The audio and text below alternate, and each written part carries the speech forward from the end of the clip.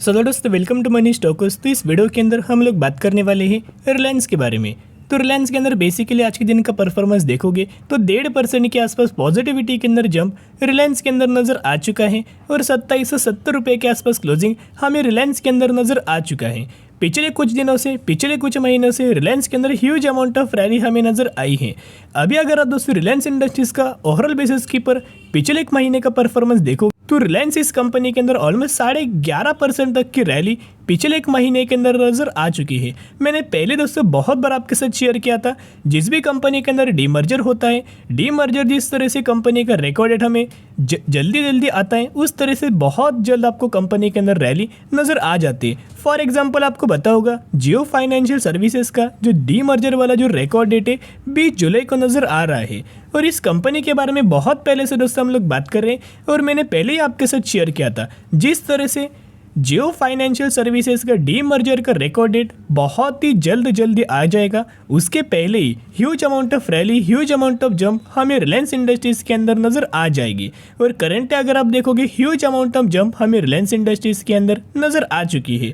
जो कंपनी के अंदर शेयर होल्डर्स को पिछले एक सालों में जो कंपनी ने रिटर्न नहीं दिया, वो कुछ महीनों में ही कंपनी ने रिटर्न शेयर होल्डर्स को दे चुका है। तो चलिए, डीमर्जर रिगार्डिंग जियो फाइनेंशियल सर्विसेज रिगार्डिंग बहुत सारे लोगों को सवाल निकल के आ रहे हैं और एक और सवाल है कि जिस तरह से हमें बोनस रिगार्डिंग स्प्लिट रिगार्डिंग यहाँ शेयर का प्राइस हाफ होता है। फॉर एग्जांपल अगर एक कंपनी ने 1:1 रेशियो के अंदर बोनस का बेनिफिट दिया और उस कंपनी का प्राइसिंग 1000 रुपीज़ के आसपास वो कंपनी हमें ट्रेड कर रहा है, तो अगर दोस्तों 1:1 रेशियो के अंदर जो बोनस जो कंपनी देगा, जब इस कंपनी का एग्जिट आपको नजर आएगा, उस एग्जिट के बाद कंपनी का प्राइसिंग ऑलमोस्ट हाफ नजर आएगा। यानी कि जो 1000 रुपये के आसपास कंपनी पहले ट्रेड कर रहा था, वो बाद में 500 रुपये के आसपास वो कंपनी ट्रेड करेगा। क्या वैसे उसी रिलेटेड के रिलायंस इंडस्ट्रीज के अंदर भी कंपनी का प्राइस हमें हाफ होगा? तो वो भी दोस्तों डाउट्स हम लोग बात करेंगे। लेकिन ये सभी को पता है कि जियो फाइनेंशियल सर्विसेज का डीमर्जर का जो रिकॉर्ड डेट है वो 20 जुलाई है। तो जो लोग रिलायंस इंडस्ट्रीज के अंदर 19 जुलाई या फिर इससे पहले अगर आप बाइंग करेंगे तो ही आप एलिजिबल होंगे और तो ही आपको इसका बेनिफिट मिलेगा। अभी बेनिफिट इन द सेंस, अगर आपके पास RIL के 100 शेयर होंगे तो आपको जियो फाइनेंशियल सर्विसेज के 100 शेयर मिलने वाला है। इसी रेशियो के अंदर इसी कंपनी के अंदर आपको बेनिफिट मिलने वाला है। तो दोस्तों एक डाउट तो हमें क्लियर हो चुका है। सेकंड, अगर आप डाउट्स देखोगे तो जो हमें जियो फाइनेंशियल सर्विसेज ये कंपनी डीमर्जर होके IPO के माध्यम से स्टॉक मार्केट के अंदर कब हम कंपनी लिस्टेड होने वाला है, तो ये जो कंपनी कब मार्केट के अंदर लिस्टेड होगा, ऑलमोस्ट हमें 2 से 3 महीने बाद, यानी कि आप क्लियर कट या मेंशन किया गया है Mukesh Ambani expected to get Jio financial services listed in the stock exchange within next 2 to 3 months। Basically बहुत सारे प्रोसीजर होता है, बहुत सारे बड़ी हमें प्रोसेस निकल के आती है। तो अगले 2 से 3 महीने में स्टॉक मार्केट के अंदर आपको जियो फाइनेंशियल सर्विसेज का कंपनी ये मार्केट के अंदर आपको लिस्ट होती हुई नजर आ जाएगी। एक और दोस्तों डाउट्स निकल के आ रही थी कि जियो फाइनेंशियल सर्विसेज का जब IPO ये कंपनी स्टॉक मार्केट के अंदर लिस्टेड होगा तो अब इस कंपनी का प्राइस क्या होगा, तब इस कंपनी का वैल्यूएशंस क्या होगा। बेसिकली इनका जो प्राइस दोस्तों हमें दिया गया है ये ब्रोकरेज फर्म के द्वारा दिया गया है। ये कोई कंपनी के ऑफिशियली कंपनी ने डिक्लेयर नहीं किया, सिर्फ ब्रोकरेज फर्म का स्टडी के हिसाब से, इनकी एनालिसिस के हिसाब से जो प्राइस है वो दिया गया है।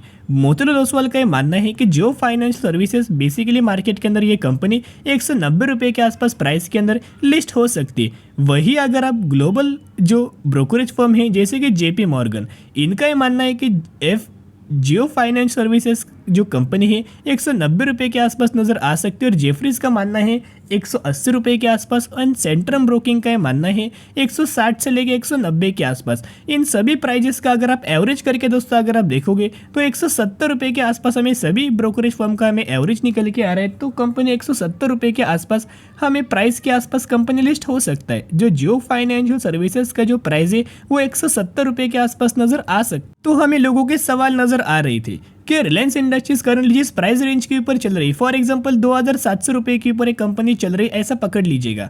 जिस प्राइस रेंज के अंदर कंपनी चल रही है, क्या इसका हाफ हमें कंपनी हो जाएगा? हाफ दोस्तों कंपनी नहीं होगा।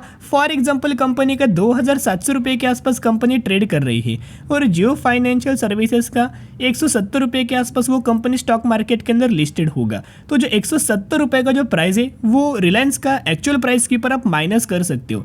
यानी कि रिलायंस इंडस्ट्रीज का करंट प्राइस 2700 रुपये और माइनस अगर आप इसे 1700 के आसपास, अगर आप इसे 170 रुपये के आसपास दोस्तों माइनस करेंगे तो उसी प्राइस रेंज के आसपास हमें रिलायंस इंडस्ट्रीज आपको स्टॉक मार्केट के अंदर कंपनी अवेलेबल नजर आएगी। ये कंपनी हाफ दोस्तों बिल्कुल भी नहीं होने वाली, इतना पॉइंट नोट करना। और लास्ट अपडेट की अगर बात की जाए तो ब्रोकरेज फर्म के द्वारा हमें रिलायंस इंडस्ट्रीज के अंदर टारगेट दिया है, जियो फाइनेंशियल सर्विसेज जब भी मार्केट के अंदर लिस्टेड होगा, लिस्ट होने से पहले ये टारगेट्स हमें अचीव हो सकता है, ऐसे ब्रोकरेज फर्म का मानना निकल के आ रहा है। बेसिकली मोतीलाल ओसवाल का जो टारगेट है 2825 रुपये के आसपास टारगेट दिया गया है। सिमिलर तरीके से जो ग्लोबल ब्रोकरेज फर्म है उन्होंने हमें टारगेट दिया है 3000 रुपीज़ का, और जेपी मॉर्गन का ये मानना है कि रिलायंस इंडस्ट्रीज 2960 रुपये तक का लेवल्स हमें अचीव कर सकता है। तो दोस्तों आप मुझे कमेंट सेक्शन के अंदर बता सकते हो कि सच में ये कंपनी उस प्राइस रेंज के अंदर ये लिस्ट हो सकता है क्या? डीमर्जर से पहले मार्केट के अंदर वो कंपनी जब लिस्टेड होगी उससे पहले क्या सच में प्राइस अचीव हो सकता है? लेकिन दोस्तों डरने की कोई बात नहीं, भी बहुत सारे लोग बोलेंगे कि सर हम लोग 2700 रुपये के आसपास निवेश करेंगे, और आप बोल रहे हैं कि जो भी जियो फाइनेंशियल सर्विसेज का प्राइस होने वाला है वो प्राइस आप करंट प्राइस से माइनस करेंगे तो एक्चुअल प्राइस आपको रिलायंस का नजर आएगा। ये दोस्तों ऐसे बहुत सारे लोग पकड़ रहे हैं कि हम लोग अगर 2700 रुपये के आसपास निवेश करेंगे तो कंपनी का प्राइस फिर से माइनस हो जाएगा, फिर ये कंपनी ऑलमोस्ट हमें 500 रुपये के आसपास मिलेगी, 540 रुपये के आसपास मिलेंगी, 550 रुपये के आसपास मिलेगी। ऐसा दोस्तों नहीं होने वाला।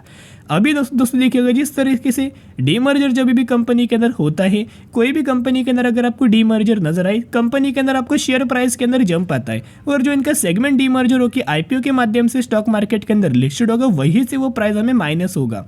यानी कि अगर प्रिडिक्ट करना कि 2700 रुपये के आसपास कंपनी ट्रेड कर रही है और 2700 रुपये की कंपनी के अंदर रैली आया और वो प्राइस 2900 रुपये के आसपास चला गया, फिर 2900 रुपये का वो कंपनी का प्राइस हो जाएगा और उसके अंदर से 170 रुपये के आसपास माइनस कर देना। तो इसी तरह से आपको ये कैलकुलेशंस नजर आ सकता है। लेकिन रिलायंस कोई भी दोस्तों कंपनी अगर बोलेंगी तो रिलायंस कंपनी फंडामेंटली स्ट्रांग है। रिलायंस जिस बिजनेस के अंदर काम करता है, रिटेल सेगमेंट के अंदर काम करता है, रिन्यूएबल एनर्जी के अंदर काम करता है, पेट्रोकेमिकल्स के अंदर कंपनी का बिजनेस है। लेकिन जो रिलायंस का सबसे मेन फोकस है, एक तो रिन्यूएबल एनर्जी के अंदर, एंड सेकेंड जो फोकस है इनका रिटेल सेगमेंट के अंदर बहुत ज़्यादा फोकस नजर आ रहा है। तो आई होप दोस्तों सब कुछ आपके समझ में आ चुका होगा, और जो हमने टेक्निकल एनालिसिस किया था उसका भी 2870 रुपये के आसपास हमें टारगेट है। और जब भी कंपनी रिलायंस इंडस्ट्रीज 2870 रुपये के आसपास लेवल्स हमें अगर क्रॉस करेगी, फिर कंपनी डायरेक्ट 3000 रुपीज़ के आसपास हमें टारगेट्स हमें नजर आ रहा है। तो जिसका मतलब ये है कि जो हमें टेक्निकल एनालिसिस के अंदर जो हमने डिस्कस किया था वही सिमिलर तरीके से टारगेट्स हमें ब्रोकरेज फर्म के द्वारा दिया गया है। ग्लोबल ब्रोकरेज फर्म बोल सकते हो या फिर ब्रोकरेज फर्म बोल सकते हो, एनालिस्ट लोगों ने भी सिमिलर तरीके से टारगेट्स हमें दिया गया है। तो एक रिक्वेस्ट करना चाहूँगा, रिलायंस इंडस्ट्रीज के अंदर अगर आप खरीदारी करना चाहते हो, तेजी के पीछे भागना मत। जब कंपनी के अंदर गिरावट नजर आए, डिप्स नजर आए, उस समय buy on the strategy apply करके रिलायंस जैसे फंडामेंटल स्ट्रॉन्ग कंपनी को लंबे समय के लिए होल्ड करना।